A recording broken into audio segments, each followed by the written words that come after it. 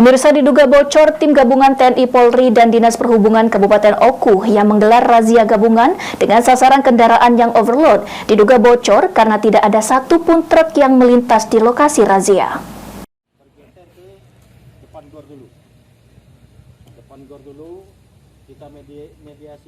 Untuk menertibkan kendaraan yang kelebihan kapasitas atau overdimensi dan overload, petugas gabungan Polres Oku, Subdenpom, Dinas Perhubungan dan Satpol PP Kabupaten Oku menggelar razia kendaraan odol.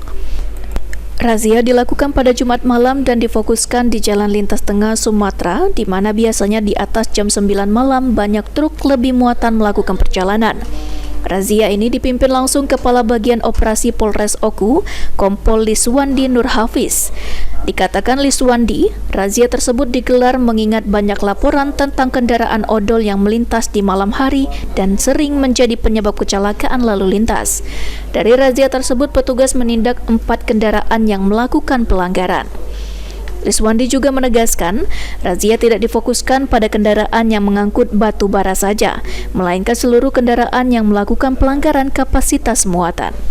Malam ini kami melaksanakan kegiatan rutin atau KRID, kegiatan rutin yang ditingkatkan, bergabung dengan Subdenpom dari Dishub dan Satpol PP, serta personil kita dari Polres Oku. Melaksanakan kegiatan razia odol, overdimensi dan overload terhadap kendaraan-kendaraan yang memang disinyalir itu masuk dalam odol. Jadi kegiatan kita malam hari ini, alhamdulillah kita sudah melaksanakan tindakan. Ada 4 tilang yang sudah kita laksanakan penindakan. Pada malam hari ini dikarenakan overdimensi terhadap muatan dan overload terhadap muatan kendaraan tersebut, kita melaksanakan penindakan penilangan terhadap kendaraan yang melintasi wilayah Kabupaten Oku. Untuk sasaran pada malam hari ini, kendaraan-kendaraan yang bermuatan yang melebihi tonase, tidak tergantung dari satu kendaraan. Jadi kendaraan bisa saja kendaraan dari batu bara, kendaraan dari barang-barang yang lain yang membawa, yang disinyalir melebihi tonase yang dalam muatannya.